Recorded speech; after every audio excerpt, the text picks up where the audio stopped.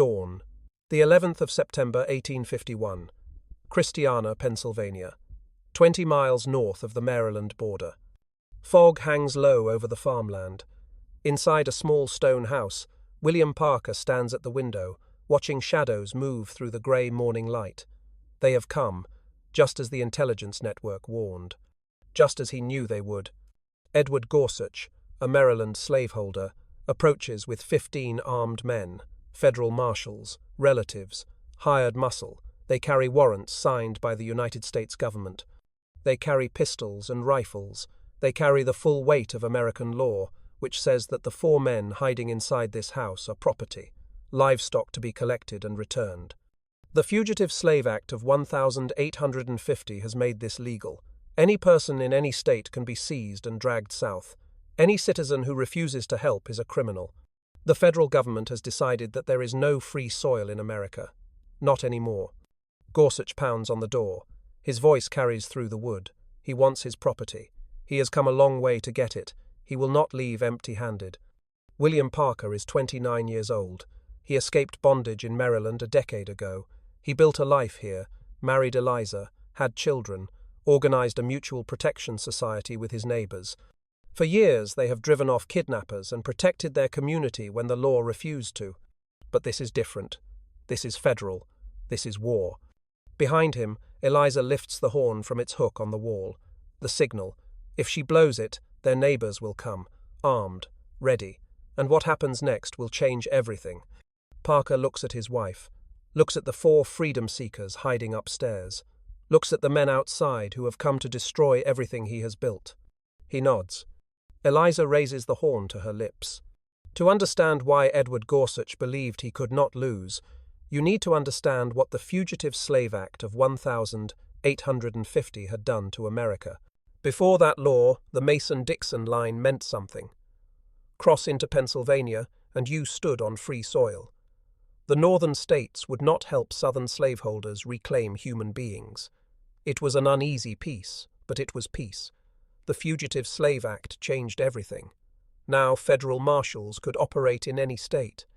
Now any citizen who refused to assist in capturing a freedom seeker faced 6 months in prison and a $1,000 fine. Now commissioners who ruled in favor of slaveholders received $10, while those who ruled for freedom received only $5. The law had created a financial incentive to send people south. Edward Gorsuch had watched this transformation with satisfaction. He was a wealthy man, a respected man, a man who owned a large farm in Baltimore County, Maryland. In 1849, 4 of his workers had escaped north. For 2 years he had searched for them. For 2 years he had failed. Then the Fugitive Slave Act passed, and Edward Gorsuch saw his opportunity. He hired an informant named William Paget, a man who made his living betraying freedom seekers for bounty money. Paget told Gorsuch exactly where to find his property: a stone farmhouse near Christiana. A tenant farmer named William Parker. Gorsuch assembled his team: his son Dickinson, his nephew, several relatives and friends. He traveled to Philadelphia and obtained federal warrants. He hired Henry Klein, a notorious deputy marshal known for his enthusiasm in hunting black people. Everything was legal. Everything was proper. The United States government stood behind him. On the morning of September 11, 1851, Gorsuch arrived at William Parker's door with absolute confidence. The law was on his side. Armed men surrounded the house. Federal authority backed his claim. He had come to collect what belonged to him, and no one could stop him. What Edward Gorsuch did not understand was that William Parker had been preparing for this moment for a decade. Parker had escaped Maryland in 1839. He was 17 years old. He settled in Lancaster County, Pennsylvania, married a woman named Eliza, and built a life among the free black community near the Maryland border. But he quickly learned that freedom in the North was fragile. Kidnappers roamed the countryside, seizing black people and dragging them south to sell. Sometimes they took actual freedom seekers. Sometimes they took people who had been free their entire lives. It did not matter. Black skin was currency. So Parker organized. He formed a mutual protection society. men and women who would fight, who would watch the roads and track the movements of known kidnappers, who built an intelligence network that stretched from Philadelphia to the smallest crossroads in Lancaster County. When strangers arrived asking questions about black residents, word travelled faster than horses could carry it. Parker and his neighbours had driven off kidnappers before. They had rescued people from the clutches of catchers. They had made Christiana dangerous ground for anyone who thought black lives could be taken without consequence. Gorsuch knew none of this. He saw a small stone house. He saw a tenant farmer. He saw property to be reclaimed. He did not see the network.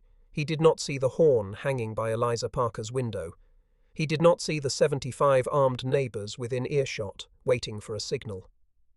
When Gorsuch demanded that Parker surrender the men inside, Parker's answer was simple: no. And then Eliza blew the horn. The sound of the horn cuts through the morning fog, long and loud, again and again. Eliza Parker stands at the window, blowing with everything she has. Gorsuch's men open fire. Bullets strike the stone walls. Glass shatters. Eliza does not stop. She keeps the horn to her lips, keeps the signal going, keeps calling her neighbours to war. The men shooting at her cannot believe what they are seeing. A woman, under fire, refusing to be silenced. Inside the house, Parker organises the defence. The 4 freedom seekers arm themselves. So do the other residents. They have guns, they have corn cutters, they have clubs and farming tools. They have the knowledge that capture means something worse than death. Minutes pass. Then the first neighbours arrive. They come from every direction, black men and women. Some free-born, some escaped from bondage years ago. Some arrived just months before. They carry rifles, pistols, scythes, pitchforks. They have heard Eliza's horn, and they know exactly what it means. 15 armed men against 1 farmhouse. Gorsuch liked those odds. 75 armed neighbours surrounding his position. The calculation changes. Gorsuch watches the crowd grow. His confidence wavers, but does not break. He has federal warrants. He has the law. Surely these people will not defy the United States government. Surely they understand the consequences. He is wrong. A white neighbour named Kastner Hanway arrives on horseback. Gorsuch assumes he has come to help enforce the warrant. He asks Hanway to order the black crowd to disperse. Hanway refuses. He tells Gorsuch to leave.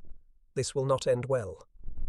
Deputy Marshal Henry Klein, the federal officer who is supposed to be enforcing the law, looks at the growing mob. He sees the weapons. He sees the determination in their eyes. He makes a decision. He runs. The federal marshal of the United States hides in a cornfield while the confrontation unfolds. Later, at trial, he will admit under oath that his view was obstructed because he was cowering among the stalks. The man sent to represent federal authority abandoned his post the moment resistance appeared. Gorsuch will not run. His pride will not allow it. His property is inside that house, and he intends to have it. He reportedly shouts that he will have his property or breakfast in hell. He gets his wish. The violence erupts all at once. Shots fired from both sides, bodies colliding.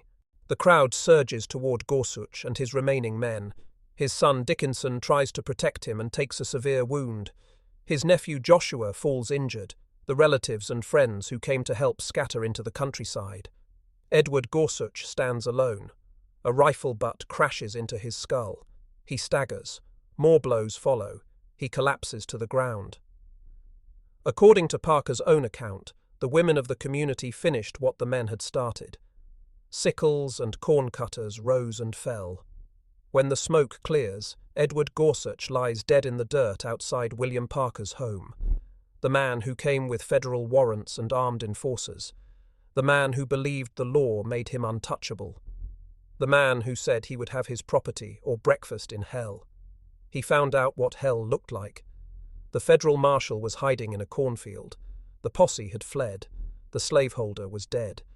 And not a single person from that house would be dragged back to bondage. Not today. Not ever. In the chaos of that morning, one man held the line. One man made the choice that would echo through history. William Parker could have run. He knew the underground routes better than anyone. He could have slipped away in the night before Gorsuch arrived, disappeared into Canada, saved himself. No one would have blamed him. The federal government had made clear that black lives were worth less than livestock. Self-preservation was not cowardice, it was common sense. Parker chose differently. He chose to stand in that doorway and tell a slaveholder with federal warrants that the answer was no. Not negotiation, not delay, no. He chose to protect 4 men he was not related to, men who had come to his home seeking refuge, men whose freedom he valued as much as his own. This was the philosophy Parker had lived by since his escape from Maryland. He wrote it himself, years later. If the laws protected black people as they protected white people, he would be non-resistant. He would appeal to courts. He would trust the system. But the laws offered no protection. The laws made black people into property, and Parker refused to recognize any law that did not recognize his humanity. When Gorsuch demanded surrender, Parker did not flinch. When bullets shattered his windows, he did not retreat. When the federal marshal waved warrants in his face, he did not bow. But Parker was not alone in his courage. Eliza Parker stood at that window with lead flying around her, and she did not stop blowing the horn. The men outside were shooting at her. They wanted her dead or silent. She gave them neither. Every blast of that horn was an act of war, a declaration that this community would not be taken quietly. The signal travelled across the farmland. It reached men and women who had their own reasons to fight. Some had escaped bondage themselves. Some had watched friends and family dragged away by kidnappers. Some had been born free, but lived every day knowing that freedom meant nothing if it could not be defended. 75 people answered that horn. They came armed with whatever they had. They surrounded the slaveholders' posse. They made a choice of their own. They chose each other. This is what the federal government never understood. This is what Edward Gorsuch could not see when he rode into Christiana with his warrants and his guns. He thought he was dealing with isolated individuals, frightened runaways, people who would scatter at the first show of force. He was dealing with a community, a network built over years of shared struggle. Men and women who had decided together that no one would be taken, that the Fugitive Slave Act might be the law of the land, but it was not the law of this land, not here, not in Christiana. After the violence ended, after Gorsuch lay dead and his posse had fled, the community faced another choice. They could have killed every member of the slaveholders' party. Vengeance would have been understandable. These men had come to destroy families, to drag human beings into bondage. They deserved no mercy. Parker gave mercy anyway. He made sure a doctor was called for the wounded. Even for the men who had come to take everything from him, he provided care. Because Parker understood something that Gorsuch never did. Humanity is not something that can be legislated away. It is not something that federal warrants can strip from a person. It lives in choices. In the decision to protect others. In the refusal to become the monster that oppresses you. William Parker made his choice. His community made theirs. And America would never be the same. The body of Edward Gorsuch lies in the dirt. His son Dickinson bleeds from wounds that will take months to heal. The federal marshal is still hiding in a cornfield. The posse has scattered across the Pennsylvania countryside like leaves before a storm. William Parker surveys the scene. He has won, but he knows what comes next. The federal government will not let this stand. A slaveholder is dead. Federal warrants have been defied. The entire system of the Fugitive Slave Act has been challenged by a group of black farmers in a small Pennsylvania town. Washington will respond with everything it has. Parker makes a decision. He must disappear. That night, he begins moving north. With him travel Alexander Pinckney and Abraham Johnson, 2 men who fought at his side that morning. They leave behind their families, their homes, everything they have built. But they leave alive. They leave free. The journey takes 9 days. They travel by the same underground network that brought so many others to freedom. Safe houses, sympathetic farmers, Quaker families who risk their own liberty to shelter fugitives. The system that abolitionists built over decades now protects the men who proved it was worth building. In Rochester, New York, Parker knocks on a familiar door. Frederick Douglass opens it. The two men knew each other in Maryland before either escaped. Now they stand face to face in a free state, one a famous orator and publisher, the other a wanted man with a price on his head. Douglass does not hesitate. He brings Parker inside. He feeds him. He shelters him. Years later, Douglass will write about this moment. He will say he could not look upon Parker and his companions as murderers. To Douglass, they were heroic defenders of the just rights of man against those who would steal human beings and sell them. He fed them and sheltered them in his house without a moment of regret. Before Parker leaves for Canada, he gives Douglass a gift, a revolver. The weapon that fell from Edward Gorsuch's hand when he died. A memento of what happens when oppressed people decide they will no longer be oppressed. Douglass keeps that revolver for the rest of his life. Parker crosses into Canada by ferry across the Niagara River. He is beyond the reach of American law now. His wife Eliza will join him 2 months later, after her own dangerous journey north. They will settle in Buxton, Ontario, purchase 50 acres of land, and raise their children in freedom. But back in Pennsylvania, the storm has only begun. President Millard Fillmore is furious. Southern politicians are demanding blood.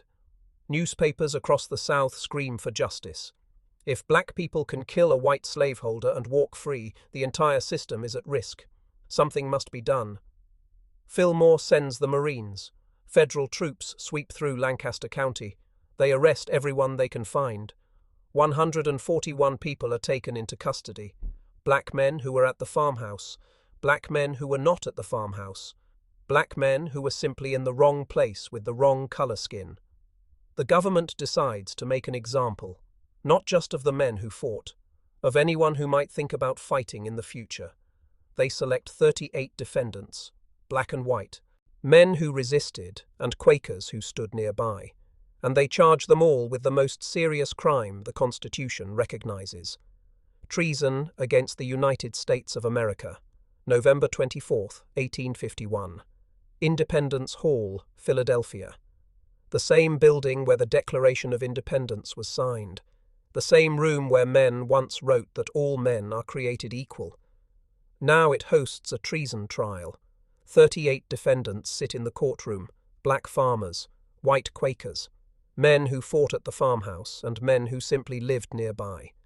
The federal government has charged them with levying war against the United States. The penalty for treason is death. The prosecution team includes lawyers from Maryland, hired by the Gorsuch family, and federal attorneys urged by Secretary of State Daniel Webster himself to make the strongest possible case. The South is watching. The future of the Fugitive Slave Act depends on conviction. But the defense has assembled its own team, and leading it is Thaddeus Stevens. Stevens is a congressman from Lancaster County, a fierce abolitionist with a tongue like a razor. He has spent his career attacking the institution that treats human beings as property, and he relishes this fight. Beside him sit some of the finest lawyers in Pennsylvania.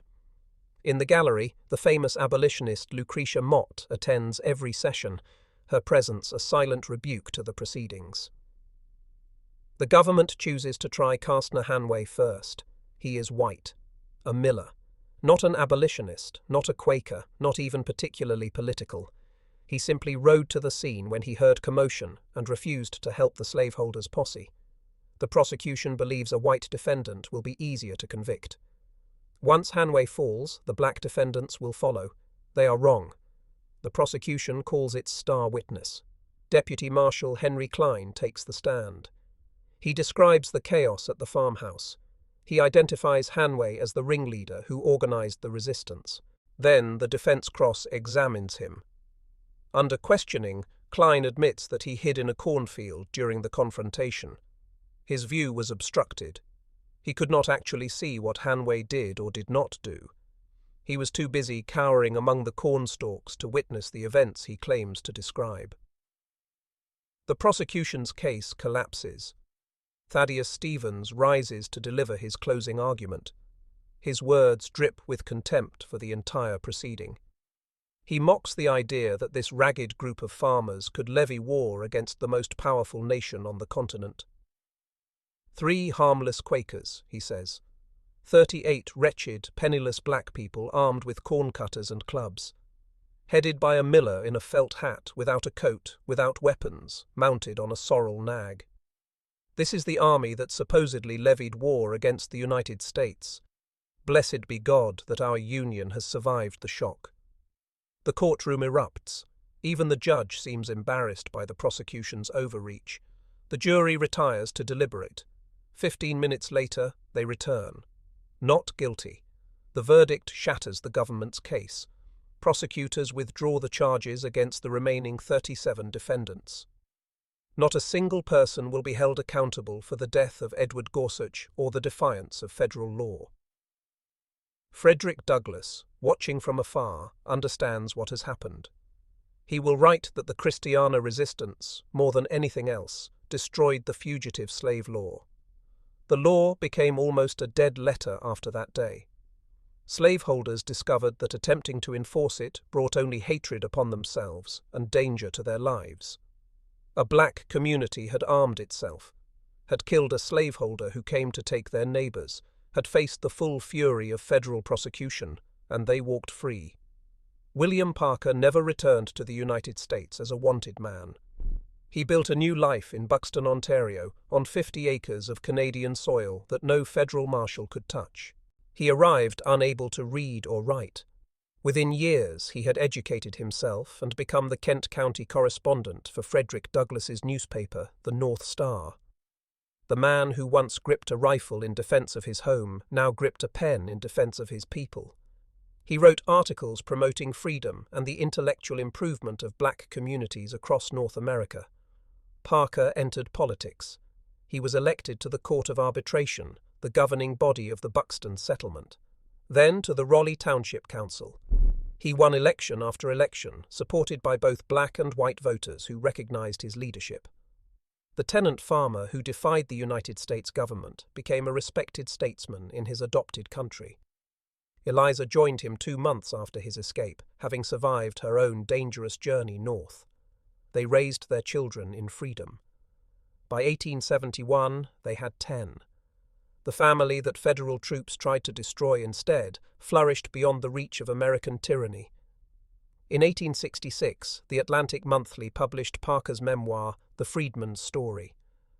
For the first time, Americans could read the full account of what happened that September morning in his own words, not filtered through white journalists, not distorted by Southern propaganda, the truth from the man who lived it. Back in America, the Christiana Resistance had already changed history. Newspapers at the time called it the first blow of the Civil War. They were not exaggerating. The confrontation proved that the Fugitive Slave Act could not be enforced without bloodshed. It proved that black communities would fight rather than submit. It proved that northern juries would not convict people for defending their freedom. The tremors spread for years. Abolitionists used the acquittals as proof that public opinion was turning against bondage. Southern politicians used the verdict as evidence that the North could not be trusted to honor its agreements. The fractures that would split the nation widened with every retelling of what happened in Christiana. 3 years after the resistance, Lincoln University was founded in Pennsylvania.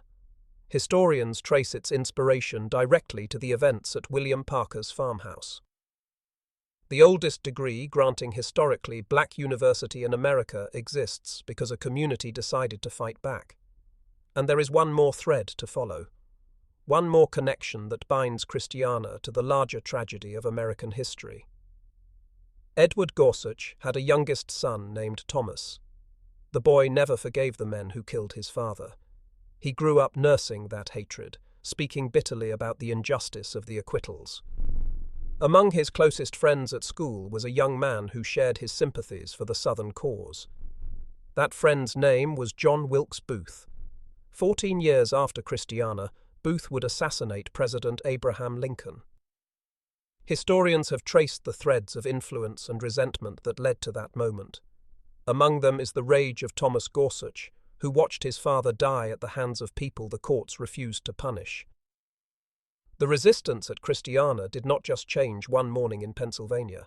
It rippled forward through time, touching the Civil War, the assassination of a president, the founding of universities, the destruction of unjust laws. William Parker died on April 14, 1891, in Kenton, Ohio.